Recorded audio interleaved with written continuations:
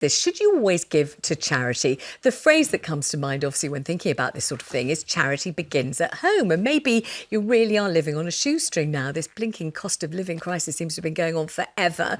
And maybe you think, look, it's hard enough to put food on my own table without giving to charity. So get your calls in now about this one. The number's 0207 862 2222. And you actually work at your local charity shop. I do. I love it. Absolutely love it. I'd always been involved with charity.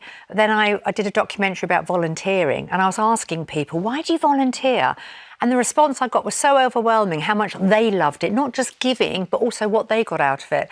And there's a local shop to me on my high street, and I work there regularly. I was in there yesterday, I was donating a few of my clothes. But I love it. I absolutely love it. And volunteering in charity, it's such an important part of who we are, I think. And also, I suppose, this kind of idea of authenticity, I mean, genuinely believing in it, genuinely feeling for that charity, really having it as part of your DNA. So which is the charity that you work for? Well, I work for Mary's Living and Giving, which is part of Mary Porter's, her chain of amazing shops, all pre-loved, beautiful, and it comes under Save the Children.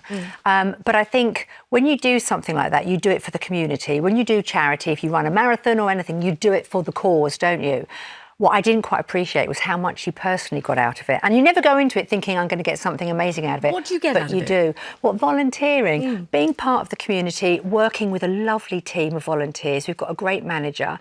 Looking at all these beautiful items that are pre-loved and they're going out and they're going to live again. But also the people coming into the shop. It's not just about spending money. Perhaps you might be the only person that they speak to that day. Is it true that somebody said to you, oh, love, has your TV work dried up? Now you've got to work here in this charity shop. He literally did it. This man came up and he literally patted me on the arm and he said, TV work dried up, has it, love? And it was on a Saturday afternoon. I was behind the till and I was like, no, I'm just one of the many volunteers. And he meant it in a good way. Colette says, charity starts at home. When I do give to charity, I give to smaller and more local ones. The money for a lot of the bigger charities usually helps to pay for the CEOs, etc. And there is quite a lot of suspicion about the bigger charities. There is, but if you think of a charity, and I'm not talking about the charity that I work with, any big charity, it is like a multi-million pound, I don't want to use the word business, but it's a multi-million pound business. Yeah.